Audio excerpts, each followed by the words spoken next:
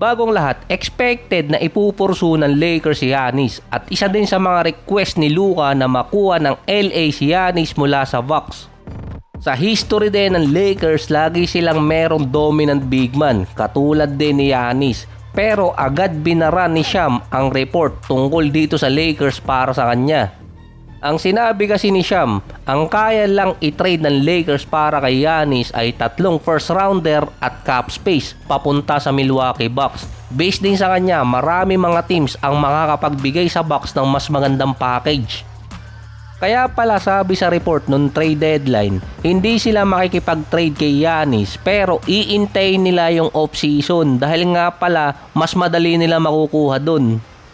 Sa technicality, madaling makukuha ng Lakers si Giannis mula sa Milwaukee kung papayag sila sa i-offer ng LA at kung ipupush din ni Giannis. In terms kasi sa situation ngayon ng Lakers, kahit anong i-offer nila sa Bucks at basta tatanggapin ng Bucks, papasok yung trade. Hindi sila mahihirapan doon dahil nga pala nawala ang kontrata ni LeBron. Ang Lakers merong mahigit 50 million na cap space dahil yon sa mga free agent nilang player. Based din sa sinabi ni Sham, draft picks at cap space lang ang pwede nilang ibigay sa Milwaukee. Yung key terms kasi doon, yung cap space, dahil ang isa sa nagpapahirap talaga sa trade, yung player na tatapat sa kontrata ng player na gusto makuha ng isang team. At dahil merong cap space ang Lakers, pwede nilang salahin yung kontrata ni Giannis at pwedeng hindi nila tapatan yung kontrata ni Giannis paalis ng Milwaukee. Yun kasi ang usual na nangyayari sa trade. Yun na kasi ang pinakamadaling pwedeng gawin ng Lakers ngayon. Kaso nga lang, paano mapapapayag yung Milwaukee Bucks? Ganito kasi yung nangyari dati sa Nuggets at sa Nets. Si MPJ kapalit si Cam Johnson para lang maibaba ang cap space ng Nuggets. Ang Nets, malaki ang cap space kaya kinuha lang nila or inabsorb ang kontrata ni MPJ. Walang masyadong kapalit doon kundi draft picks lang. Based din kay Sham, ang Minnesota, Miami at Boston mas lalamang sa trade package kontra sa Lakers dahil meron silang mga players na nasa win now situation. Ang Miami merong young player at sapat na draft picks. Ang Minnesota at Boston merong pwedeng ipalit na star player or all-star na kasama sa draft package. Ang pinaka-best option kasi ngayon ng Lakers ay itong si Austin Reeves para kay Giannis. Si LeBron naman wala pa di umanong desisyon. Pero kung babalik si LeBron, meron siyang option na tanggihan ang kontrata na ibibigay sa kanya para masama siya sa sign and trade.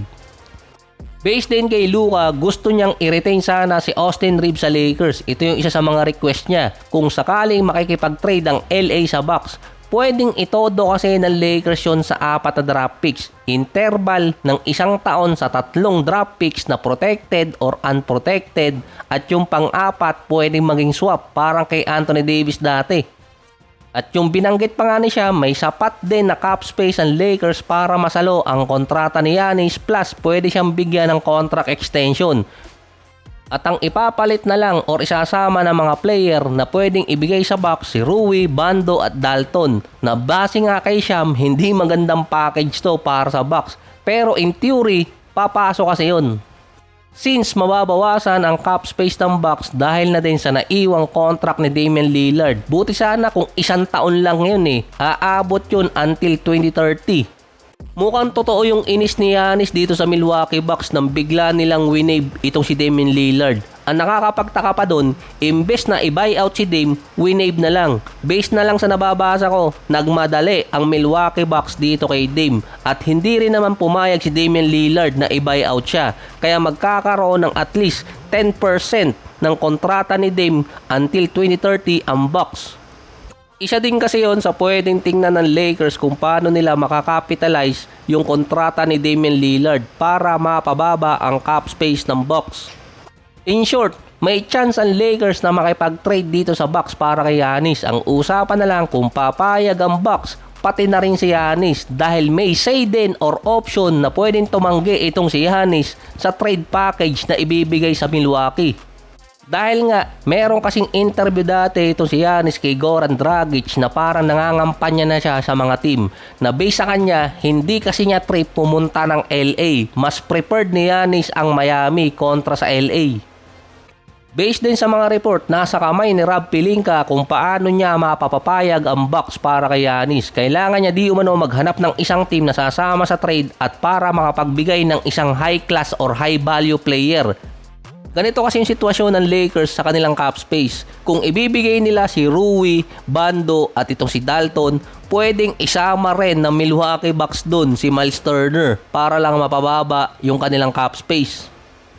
Kaso maraming teams ang may ayaw kay Rob Pelinka. Paano nasabi? Last 3 years na yon, walang gusto makipag-trade kay Pelinka na malakihan sa off-season dahil di umano binabawian siya ng ibang management dahil kupel plug daw siya nung agent pa siya. Meron din si Rob Pelinka at ang Lakers na until June 24 PH time para magkaroon ng trade package kay Giannis dahil ito yung sinabi ng management ng Bucks na magkakaroon sila ng decision. Halos katulad din ng sitwasyon ni Kevin Durant na i-trade bago ng draft at nag-execute yung trade after mismo ng free agency.